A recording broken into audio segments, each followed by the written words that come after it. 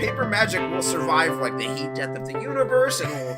Oh, it's a smuggler's copter. Would you like to crew this? And then it crashes because they don't understand arithmetic. All your cards belong to me. 2 minutes into macing him in the eyeballs, I switched to pepper spray. He's like, it's all right, refreshing. And went back to the mace. Magic is dying. I'm done. Selling everything. I might be a hoarder. And I yes, don't have the crayons or glue to explain this to you right now. What, are you gonna die twice? Oil will be worthless before magic cards will. well, okay, Dr. Man. That's Mr. Dr. Professor Jason. Brilliant and eccentric, Kian was one of Arcavios' preeminent mana scholars. An elegant elf woman, she wore spectacles and had her hair pulled into a high knot atop her head. Can we just also, before I get into this, can we take a moment to appreciate how every Magic character wiki page is just direct lines lifted from the books and then stitched together like a zombie? I mean, like there's never any like coherent, like nobody wrote this out. It's just like somebody lifted descriptions from pages from the web novels and just that's what a wiki. That's what a wiki is. It's just like a loose collection of attributions. It's the bibliography of the internet. Yeah, wiki is just like where you vomit links. And you want to know how she died? Well, don't worry, the wiki's got you. Oh, good. History. During New Phyrexia's invasion of the multiverse, Kian was completed and killed. Oh. That's the end of the paragraph. That sucks. Yeah. I thought it was a Karlov Manor thing. That would have been cool, right? If she died at Karlov Manor and then woke up in Duskmourn. Is Duskmourn the name of the house? Duskmourn is the name of the plane and house, I think, because the house is the plane. House is a plane? Hey, what do you call a house with wings? Duskmourn, because it's a plane. Sure. Yeah. You know, if we were a more successful podcast, you would go, oh, ho, ho, ho, ho, ho. Right? You don't want fake laughs. That's Joey's real laugh. Joey who? Joey Schultz. That's Joey Schultz's real laugh. People don't know that about him. They think that's just like a thing he does for the podcast. The little sensible chuckle he does at Matt's dad joke. But that's his actual laugh. He goes, ho, ho, ho, ho, ho. Like Santa Claus. Santa Claus? Yeah. Joey's great. He's full of mirth. Right? He's mirthful. The opposite of Soren the Mirthless. We need a third person. Because DJ is always waiting for Corbin to say something so DJ can like make fun of what Corbin said, but like that's not happening. There's nobody for the two of us to pick on, and it feels weird. In case you haven't figured it out, Jason and I are flying solo this week. We have me We're and duo DJ. queuing. This isn't solo. We're flying solo together. We're standing alone together. We are fighting the good fight against episodeless weeks. DJ, if you're going to go solo, then I'm going to go solo too. Together. Corbin is sick this week and Cass has internet troubles, so I am on my way back from Washington, D.C., where the SCG Con happened. Jason is where I live. Where he lives with popcorn on the couch, licking itself. Yeah, popcorn. Is a great sentence. That's good popcorn when it licks itself. You know, that's tasty. We have if you were popcorn, would you eat yourself? I'd wait till I popped first. Oh, that's a good answer. Can popcorn edge? I guess so, yeah. Because you get water almost to the boiling point, and then it cools down a little bit, right? And then another microwave hits it and excites the water molecules a little more, and it gets almost. Jason, you mean gamma rays? I do mean it's bombarded with gamma rays, similar to the Incredible Hulk. And the gamma rays are what make your popcorn 'Cause To use the Corbin's gonna listen scientific to term, this. jizz, it makes your popcorn jizz. Because Corbin's going to listen to this, and we need him to be able to follow along to the science part of the podcast, the calculus, if you will. Your microwave box contains magic rays called science waves, and they make your food hot by yelling at it.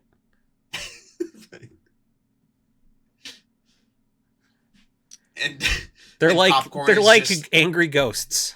And popcorn is just anxiety personified, like from the Inside Out movie. Popcorn just can't handle the toxic vibes inside the microwave, and it just pops. Whereas something like a slice of pizza is calm enough to weather the storm. Is it? Because a microwave oven completely ruins a good slice. Just destroys it. What are you doing instead? Air frying it? Oh yeah, you put it in it. You put pizza in the oven or an air fryer for sure. Z's. Don't put it in the microwave. The microwave heats water, and that takes all the water out of the mozzarella, which makes it garbage. But if you heat it using like actual hot air, right, in an air fryer, Sure. that'll melt the cheese. It'll it'll crisp up the crust, right? I like a chewy crust. But it won't be soggy. If you microwave it, it gets soggy. Sure. I don't know. What's leftover pizza? I have 2 kids. At least can we at least agree that cold pizza is for psychopaths? Oh no, we cannot. We're gonna have to fly solo apart this time. I eat cold pizza, especially because I like just pineapple and extra cheese on my pizza, and that is very good in the morning.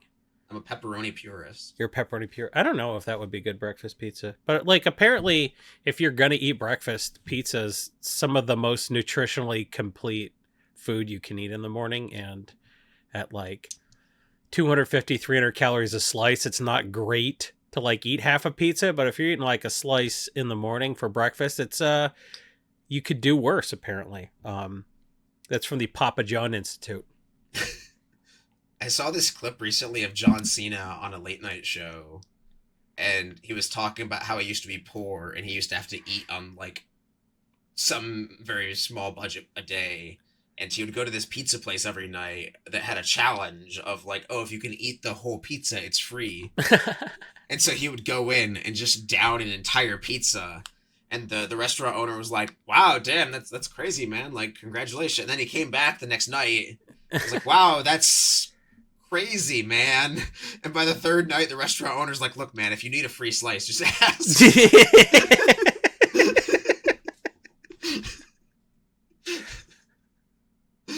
He's like, what do you do all day? He's like, oh, I've been lifting weights for 7 hours. I'm pretty hungry. Great.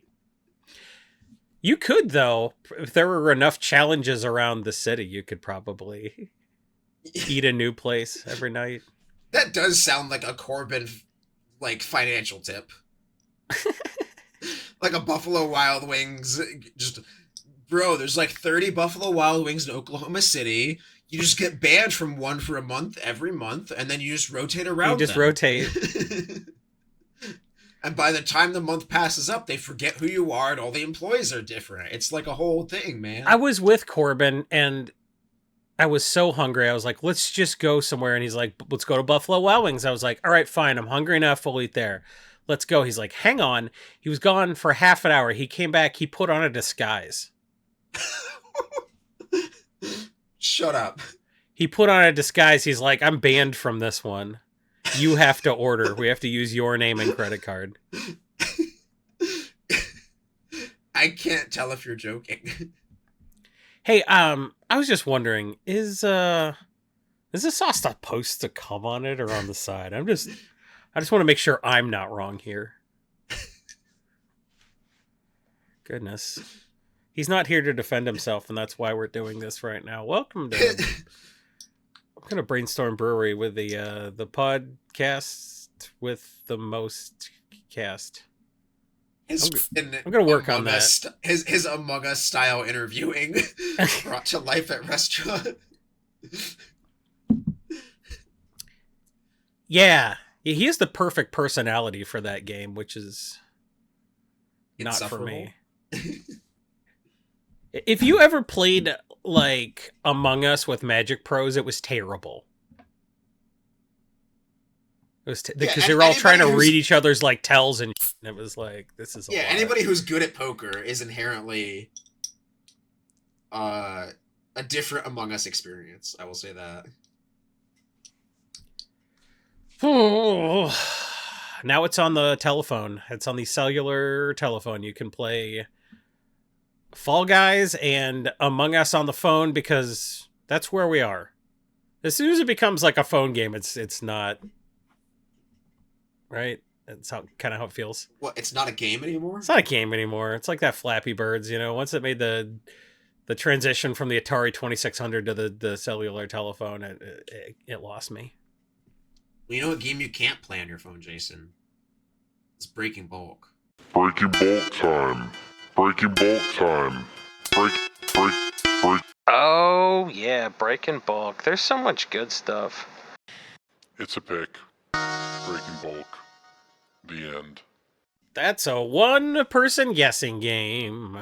That was a great segue, though. And you know what? I'm going to ride right on that segue and mention that I have a Portal ?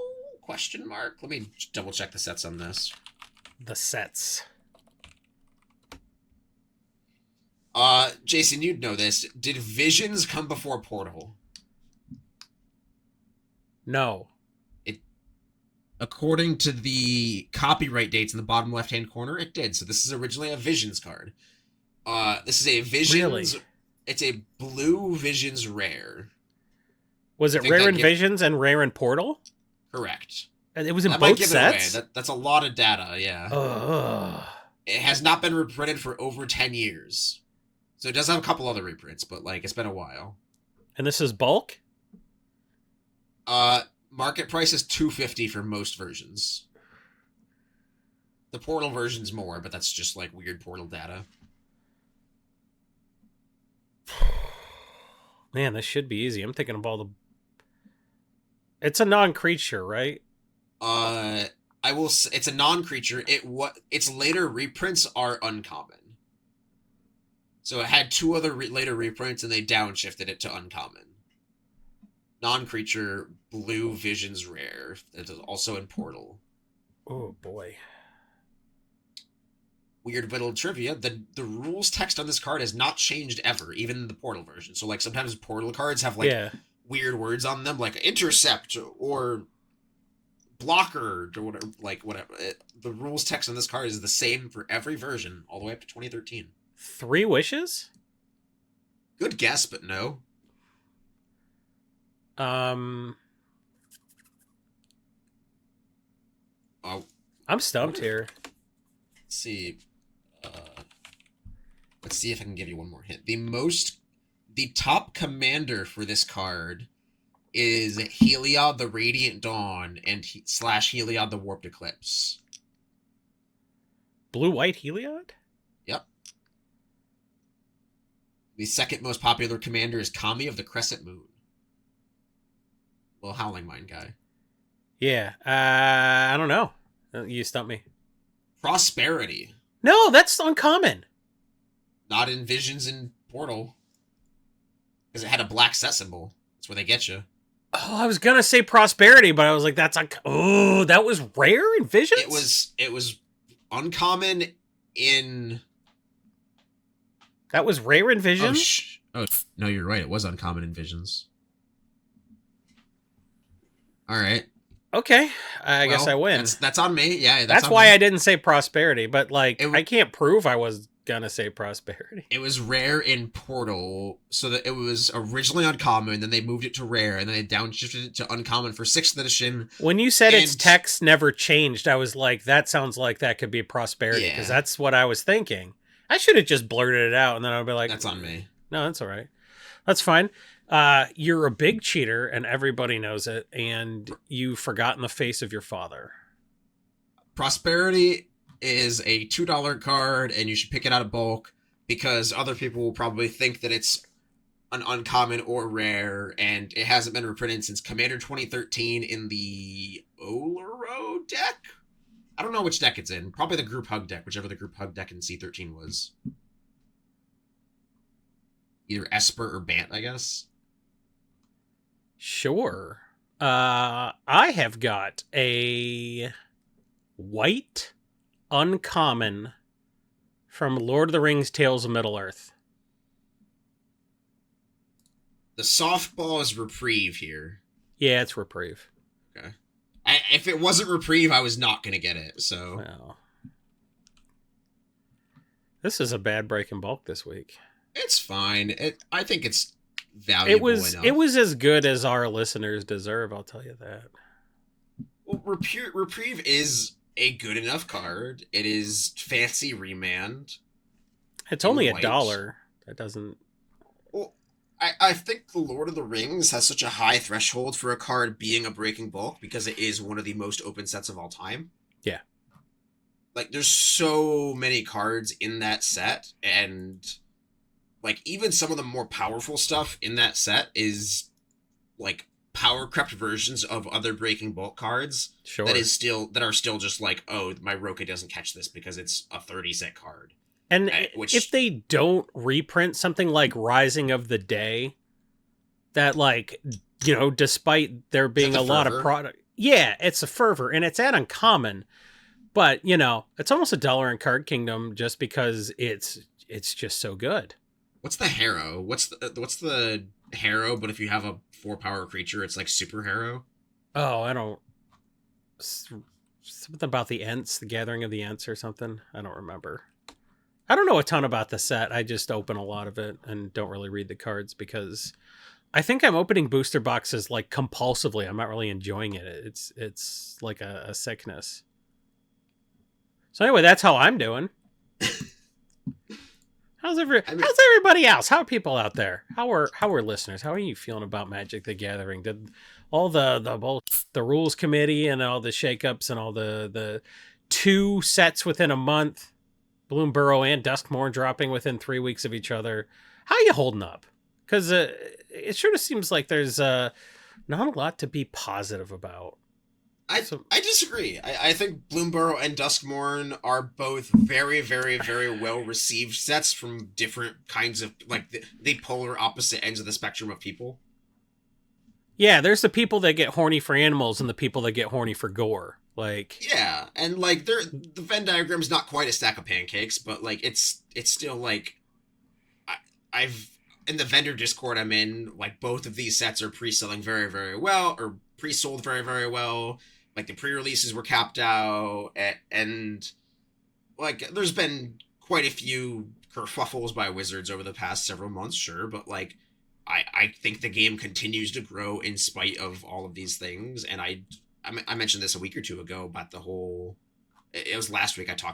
Corbin and I talked about the update on the rules committee stuff, but like I am very, very optimistic about Magic in 2025 personally. Well, I mean, so like DC, I was in DC this past weekend for the regional championship run by Star City Games, and it felt like a 2017 to 2019 Grand Prix.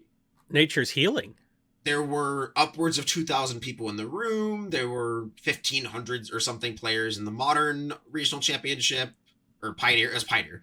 But like there was a CEDH 5K going on. There was a modern 5K, I think. There were a lot of events. We had a line with like 6 buyers on Friday. We had fewer buyers on Saturday and Sunday, but like we were still busy throughout the weekend. It has been a minute since I felt like an event was a gauntlet to work, where I worked 14-hour days on Friday, Saturday, then like a 10-hour day on Sunday. And it felt good to feel like everyone in the room was just there to have fun. Everyone was having a good time. Pioneer was like an okay format, I guess. I mean, if Cass was here, she'd be able to. Why was the vibe better? What was it about this event that was successful?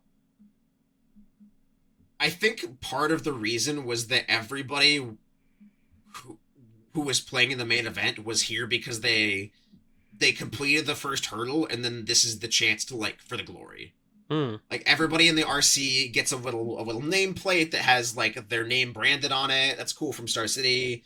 Open deck list format, and, like, everyone here is just, like, 1,500 players in the main event. You have, like, 64 chances to make the Pro Tour, I think. I had a couple of friends who made top 64 and made the Pro Tour. That was really cool. Sick. And so this was just a chance for the grinders to have their hard work pay off. After RC queuing for all season, I had some people who were like, I just with Nadu for a week and now I'm here. I don't know what the format's like, which was just like, I accidentally won with the banned deck and now I'm in the RC, but I it's a chance to go to DC, it's a chance to do the thing and play the big event, and everyone was here for it. I mean, it's fascinating that, like, the event feels more alive with all the hardcore people versus, like, all the other events we've done where it's just all casuals, just wandering around from merch table to wait in line for 2 hours to shake hands with Jimmy Wong.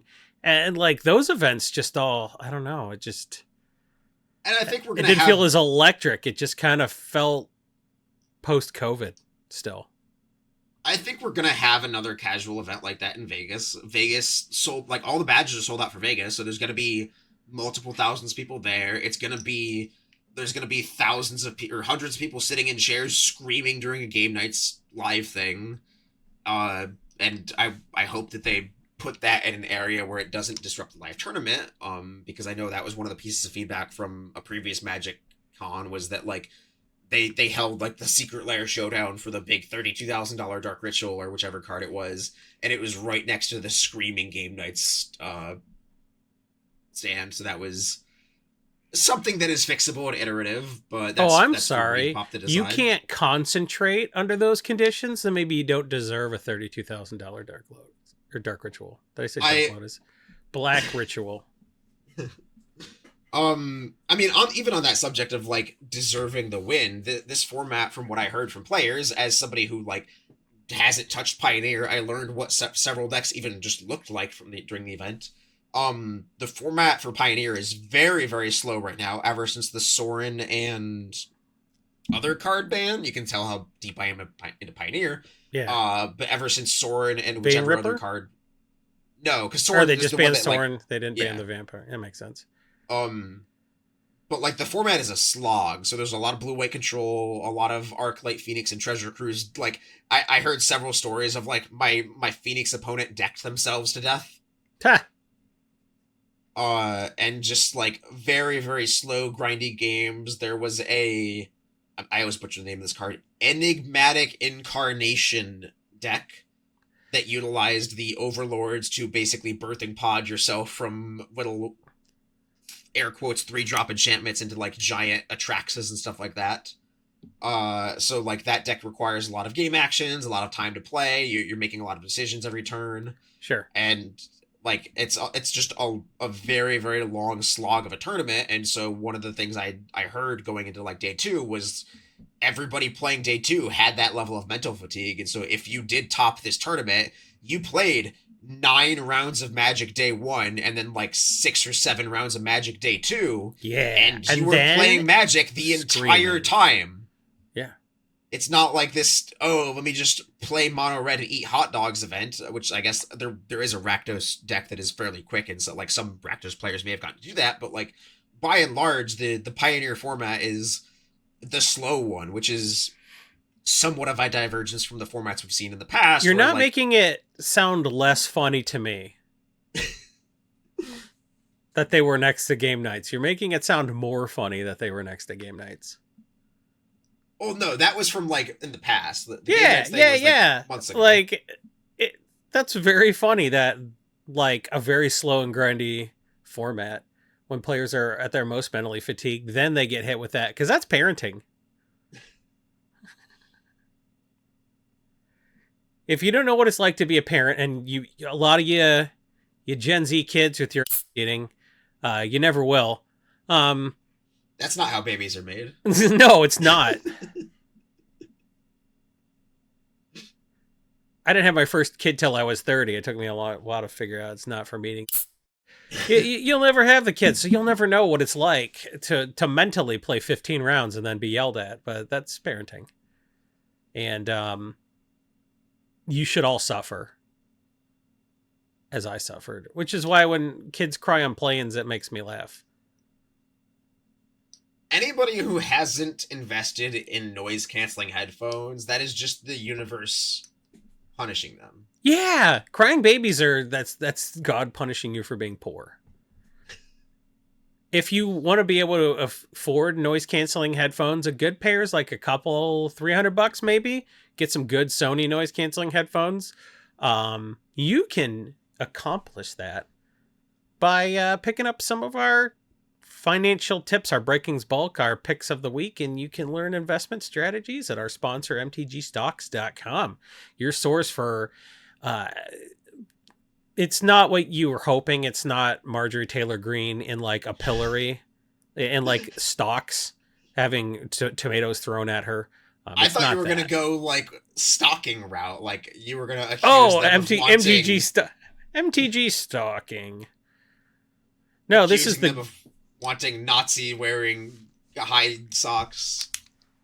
How dare you use your Magic the Gathering website to cast a hurricane on Florida? How dare you, says MTG. But MTG Stock says actually the price of hurricane is pretty stable. So we use data, price graphs to back up our assertions about hurricanes.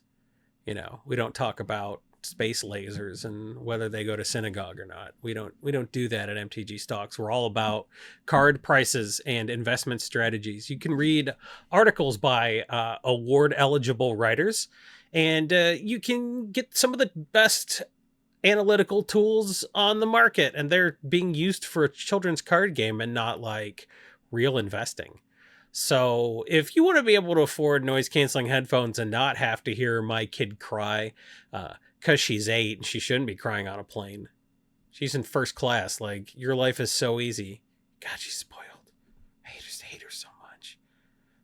If you want your own noise canceling headphones, take some of our tips from this podcast, and definitely it's worth the investment.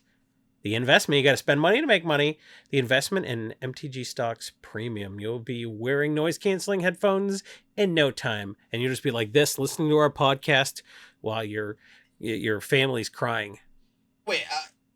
You can't hear them. We can't. I can't endorse listening to a podcast on an airplane. That's psychopath behavior. Why not? Would you rather watch the Blue Beetle on the airplane? I would rather watch a movie or read a book. I'm not gonna I'll listen to a podcast while driving because at least then you still have some form of stimulation of driving, and you have to pay attention to the road. You gotta You're not gonna listen to this Is this podcast soothing? I'm just saying. I think if you're on an airplane, you're raw dogging a podcast on an airplane and just sitting there staring at the in-flight monitor. Nope, not gonna watch that. Not gonna watch what's that movie called? The one with the aliens and the language lady. We realize you have a choice of in-flight entertainment, and we're glad you've chosen the Brainstorm Brewery MTG Lifestyle Podcast. Now take off those shoes, make fists with your feet, sit back and listen.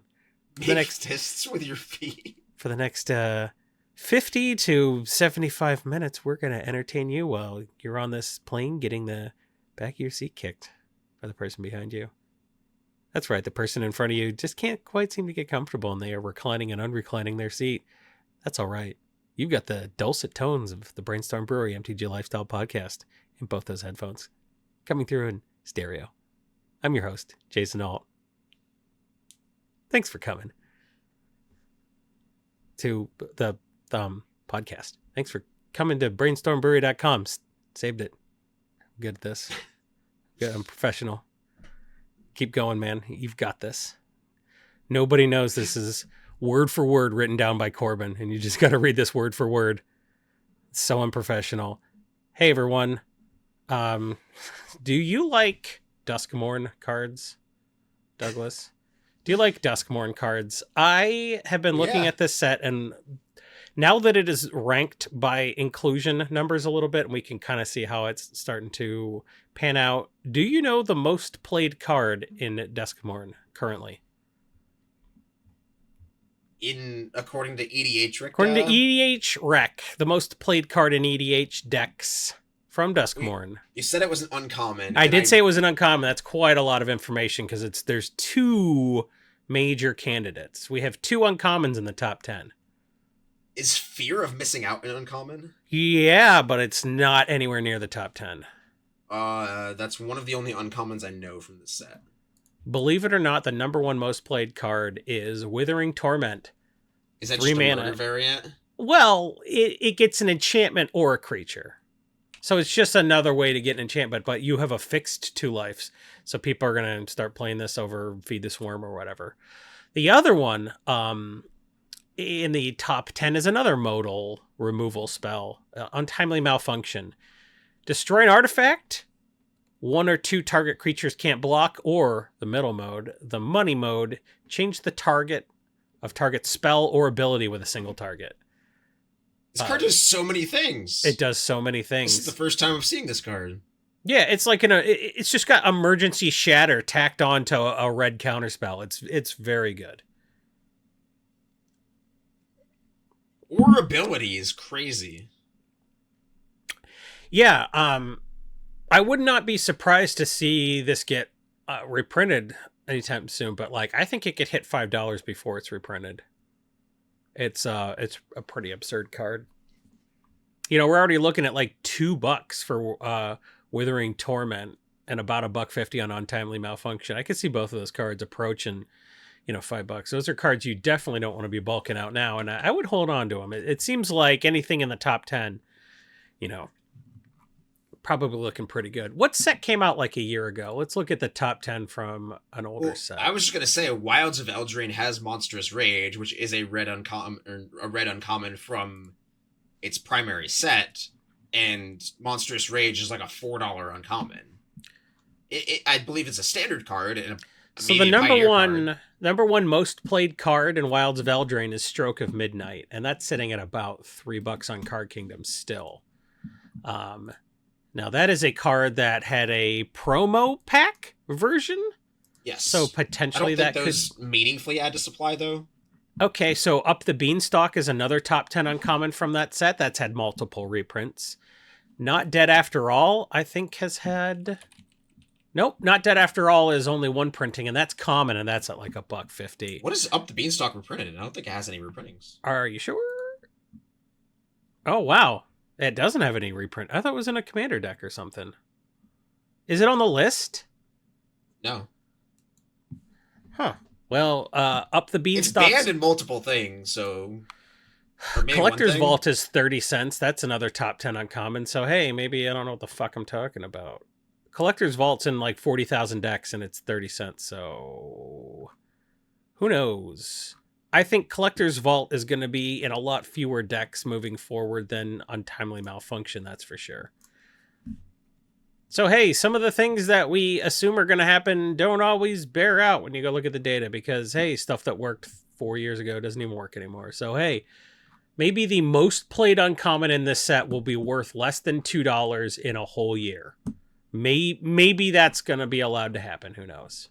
Well, I do think having play in Standard is a big part of it because with so many people opening up collector boosters instead of draft boosters, and with set boosters play boosters, and with set boosters not existing, like you have this weird situation where marquee uncommons that are played as 4-ofs rise to the top, and it becomes very hard to just like source these playable cards that you need in quantity for your events. Like, of course, around almost a year ago, we had DreamHack Atlanta, and that was the big LCI DreamHack where everyone was scrounging for Bitter Triumph, which was like the premier uncommon from Lost Caverns of Ixalan. It's like a $4 uncommon, and it's like there's no vendor that is able to profitably crack these boxes in such quantity that you get these cards and then also bring them to the event and also sell them while paying $10,000 for the booth. Yeah. So like you have these situations for Pioneer and Standard events where people can't get the the 4 unstable detonations or unstable, untimely malfunctions or whatever that you need. And that leads to these cards being very expensive, like Monstrous Rage from Wilds of Eldraine, where you just cough up $20 for a place-effort uncommon, and players who have been in this game for a long time remember those days of, like, Amonkhet, where you're paying a lot of money for your cartouches, or your Devoted Druids, or whatever. And, like, those cards being valuable is a big part of the ecosystem in making boxes profitable to open. Well, yeah. More than just EDH being the reason to crack boxes is really going to help, because for the last 4 years, we saw what just EDH is doing on its own. And while it was able to do a lot, it wasn't able to do everything that Magic cards used to do. It would be really great if Standard can start contributing meaningfully to prices again, because Standard takes copies out of the pool 4 times as fast as EDH, is what I mean to say. Yeah, and I think that Standard has done a very good job of making cards worthwhile again, and even though it kind of just ebbs and flows with the season, like Wedding Announcement and Bloodthirsty Adversary were like, and the Black Greenland from Vow Dreamroot Cascade were all like $25 at their peak because there was a Standard season that cared about them, and then that season stopped, and then they're bulk rares again. But like that's just a part of a healthy Standard cycle, is like when we get this next Standard format going, and there's tournaments that matter for it, we're going to see cards from the past year or two be in demand because nobody's opening boxes of Lost Caverns of Ixalan right now. Nobody's cracking Dominary United for Sheoldreds or whatever. Like, we have these 3 year ago Standard formats that we have these sets from 3 years ago where the cards are still Standard legal, and like people will need them. And that is a great opportunity for breaking bulks, for you to learn what the premier commons and uncommons in these sets are, and then just be the person who fills a niche in your local market or fills a niche in your local community of like, hey, I'll buy your bulk commons and uncommons and pay $3 per 1,000 while doing this person a favor, because especially depending on where you're located, like bulk is just a white elephant that takes up space and doesn't actually provide value if your store's not buying it. Yeah. And so you just be the person that buys commons and uncommons. And if those sets actually have value in them, the tools exist like MTGstocks. Great, I know what the 10 cards are from this set I'm looking for. Flip, flip, flip, flip, flip. Watch all your Netflix shows, and that is the road to making the game pay for itself. Yeah, it's really just turning your TV time into TV and sorting time. And for me, I was really just too lazy to meaningfully keep up with the TCG Player Store. It's just so much more convenient for me to send shit out on Cardsphere. So, like, if you're someone like me that has an amount of executive dysfunction that makes it seem daunting to list stuff on TCG Player or eBay, and it always got more complicated and less worth it as you did it more, I recommend Cardsphere. Not because I have a small stake in Cardsphere, but because I'm actually using it, and I was not using TCG Player or eBay. So what is the system that Cardsphere is that differentiates? Like, what is the difference between you just like listing your inventory and selling it versus like selling it on Cardsphere? You don't list it and wait for somebody. You list what you have, and it tells you who's paying the most or who's offering the most. So if you put up a card up and somebody's offering 85% of TCG Player, you might look through their other once and see how much stuff you can send to that one person.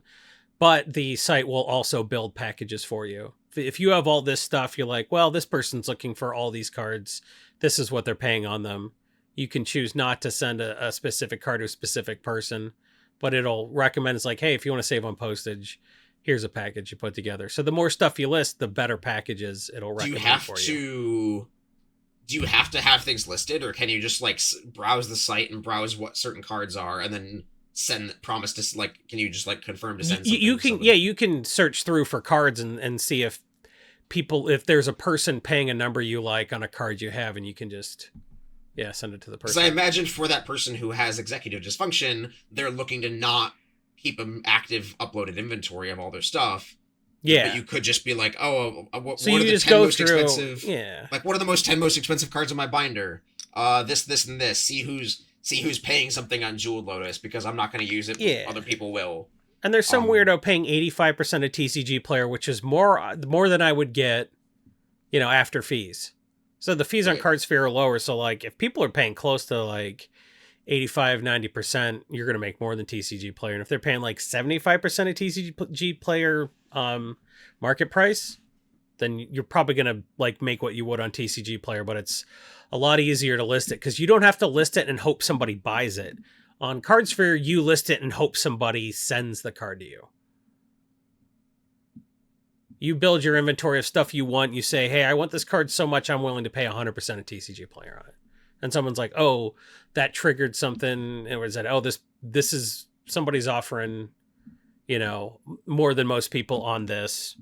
When that platform first came out, I used it temporarily as a buy list just for cards that arbitrage to Europe very well.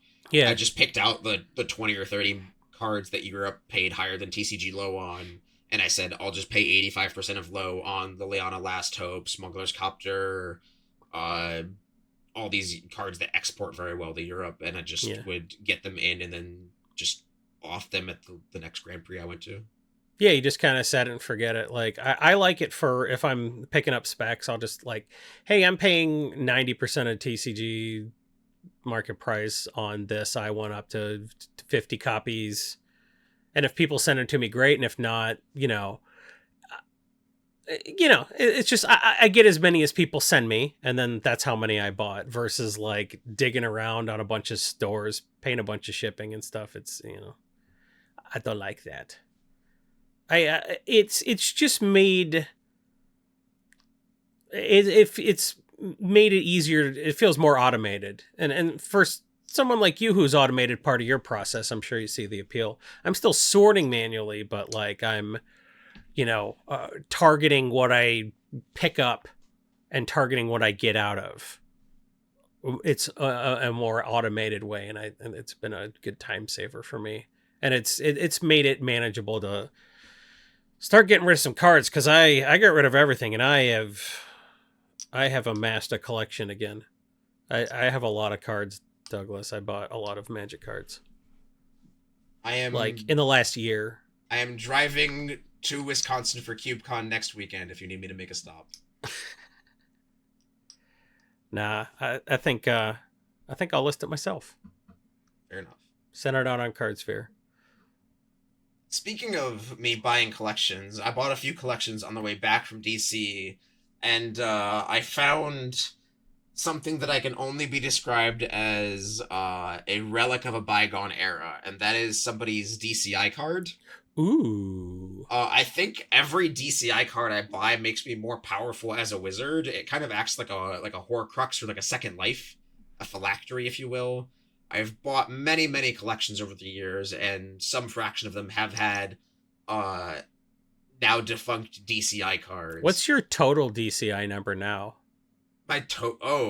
That's a good question. I don't. Are you trying for a high score? Because the smaller the DCI number, that's the what better. I was gonna say. Right? Yeah, I don't think we want to go by a high score. It's like Afro Samurai. You got to collect. You got to challenge somebody with a lower DCI number and then get their card. Yeah, I don't. This one is 9 digits. It's partially scratched off. This one's 9 digits. I think the smallest one I've bought is 5, or the smallest DCI number I've acquired in a collection is 5 digits. So that's my last life. Mine was 10 or something. But I had a 6-digit DCI number in 1998, and I lost it, and they couldn't find it because I registered in the UK.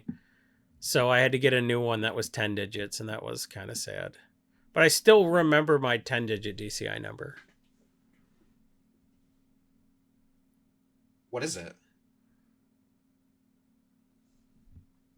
What? What is it? What's your 10-digit DCI number? 1201933711. All right, thanks, Jason, for the social engineering. I will hack into all of your accounts shortly. They got rid of the DCI number. It is not worth it. I'm not going to hack into your DCI number. I'm going to assume that you use it for other things. And oh, yeah. My DCI number is also my 10-digit social security number.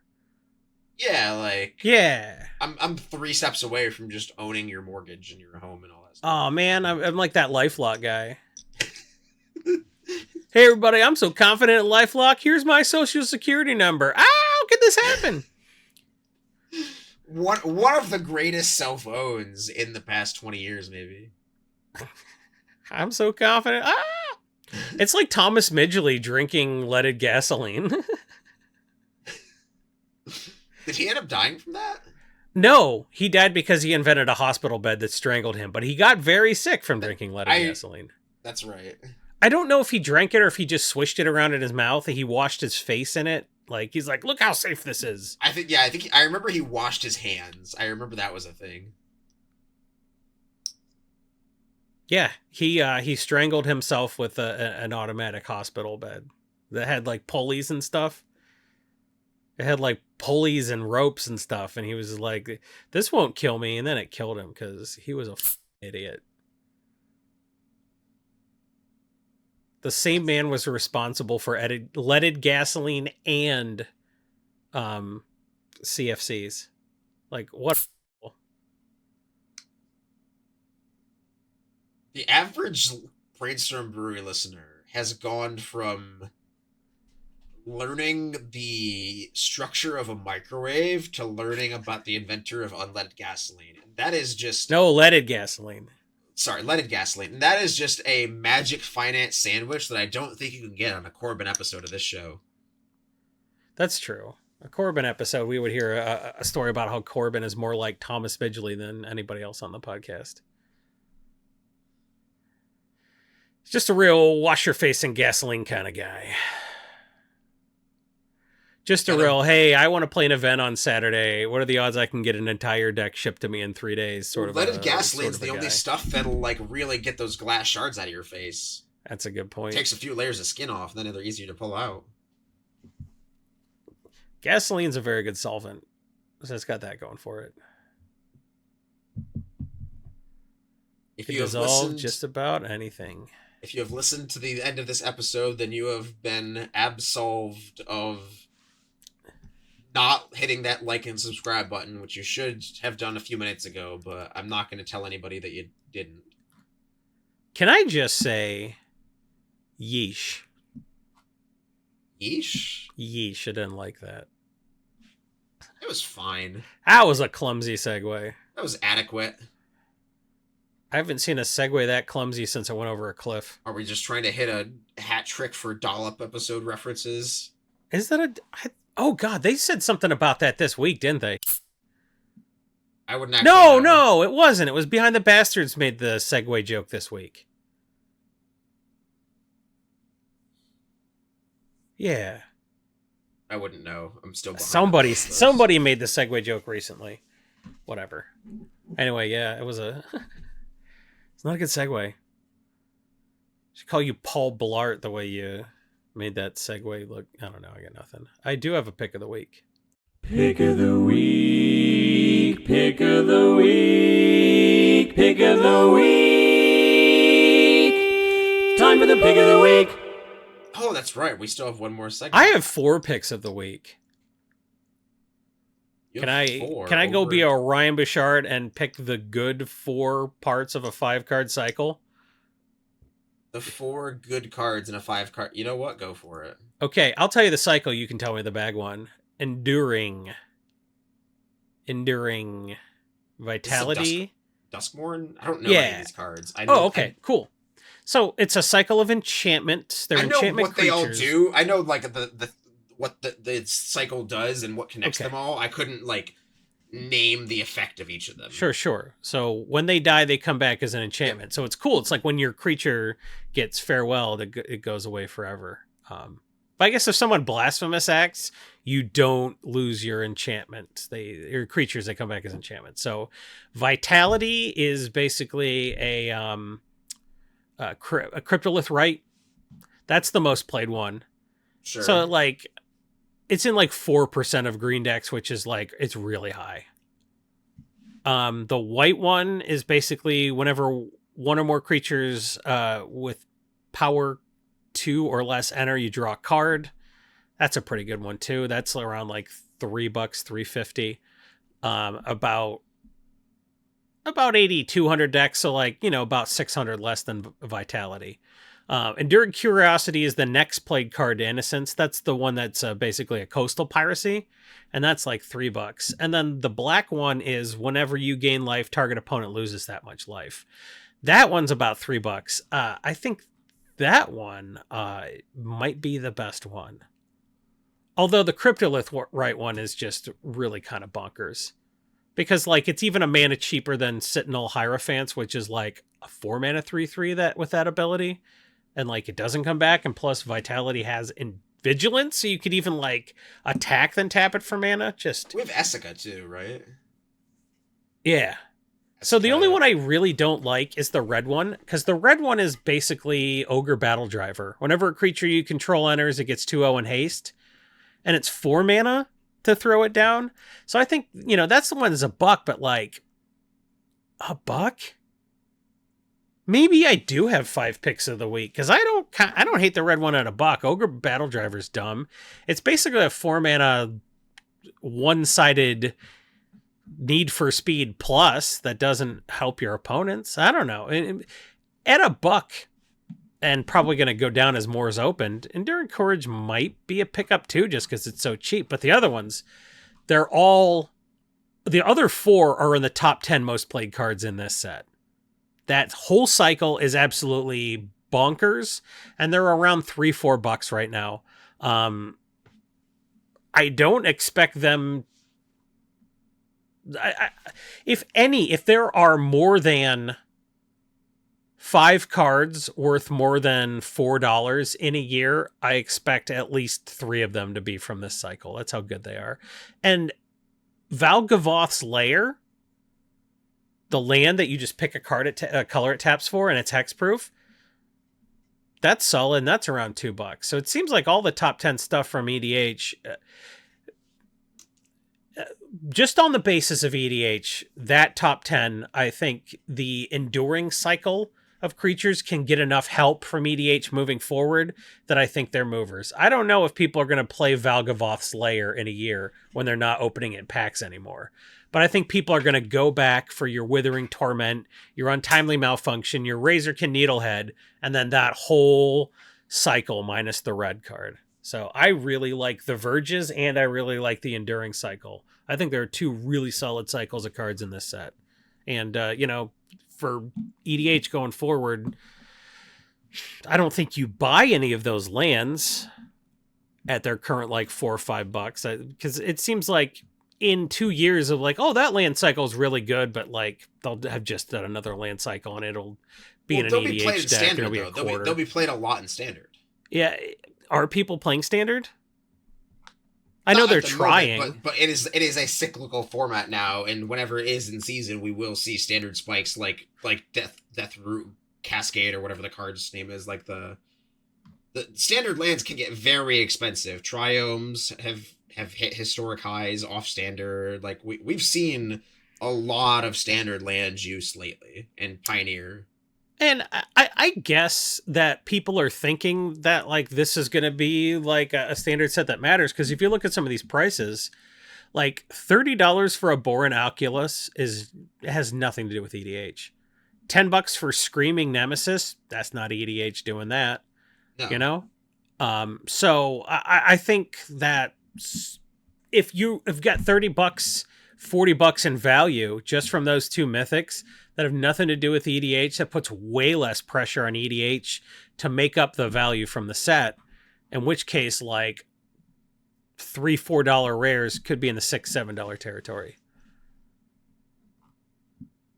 Sure. Oh, Overlord of the Hauntwoods is, yeah, you got a couple cards over $20-30 in this set. This has got some interesting stuff. Valgavoth, Overlord of the Hauntwoods. I think people... Valgavoth is like the new Reanimator hotness because it's harder to kill than Atraxa.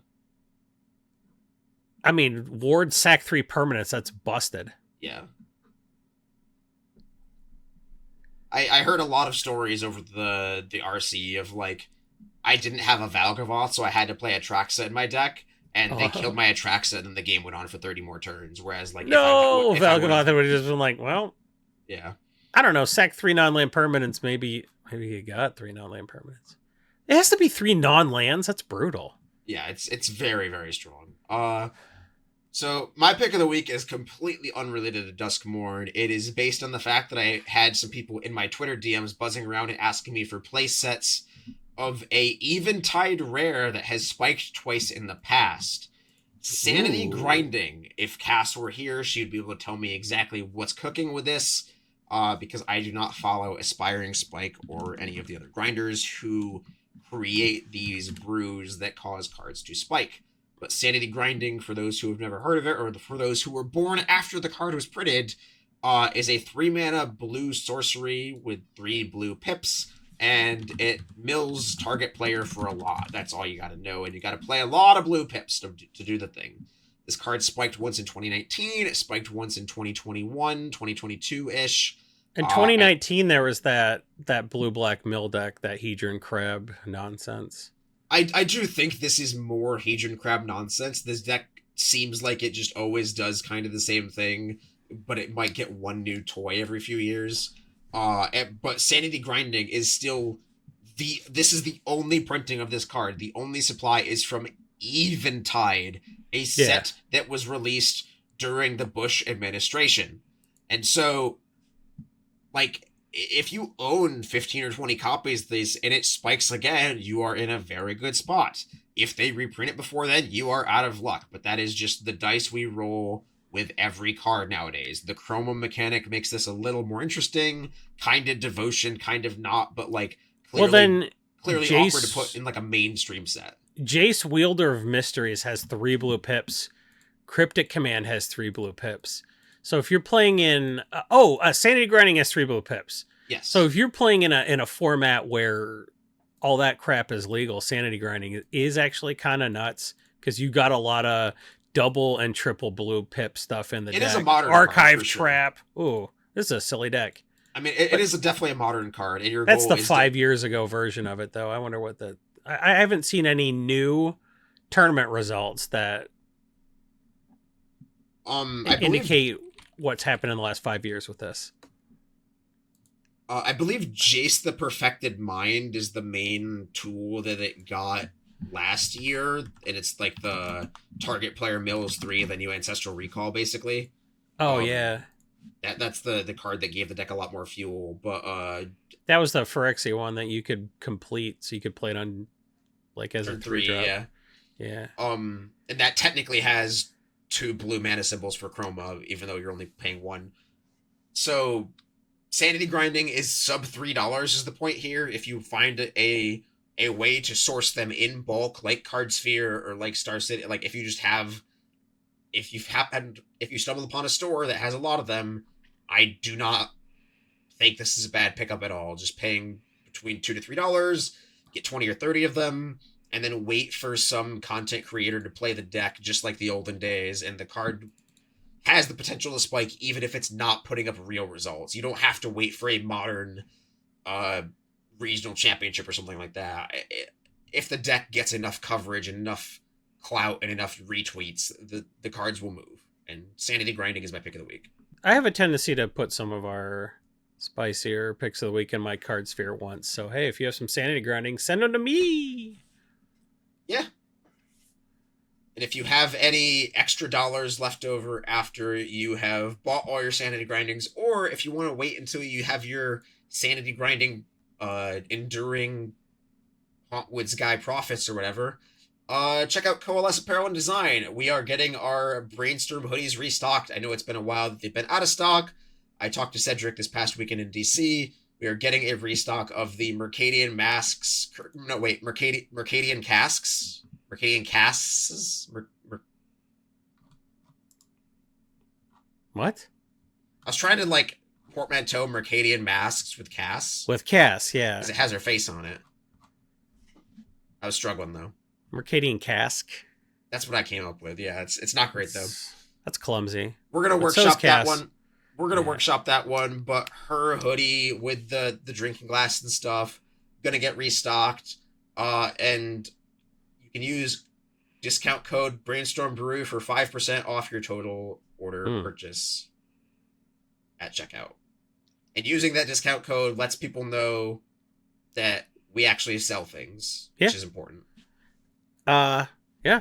I'm not saying we're a better podcast than EDH Rec. I'm saying we're better at moving merch at Coalesce Apparel and Design than EDH Rec has been. Does that make us a better podcast? No, Jason, it doesn't, but it makes us better people. Yes. It makes us a better choice for if you want to sponsor a podcast. We've been sponsored by fine products and services in the past. Squatty Potty, Manscaped, a third thing. And we're ready. We're ready to be sponsored by more people, because I will pitch ad copy for 45 minutes, give you a pick of the week, and call it a night if that's what people want. So give us more sponsors. Go to our sponsors like Coalesce Apparel Design and use that gift code Brainstorm Brewery at checkout for 5% off your order. And maybe a free boosty. Jason and I have been your stewards through this episode. Corbin and Cass will be back next week. Or will they? Or will they? This has been Brainstorm Brewery, a two-man solo cast. A dolo cast, if you will. Good night, everybody. Or good morning, wherever you are. Wherever you are. I hope you're on an airplane.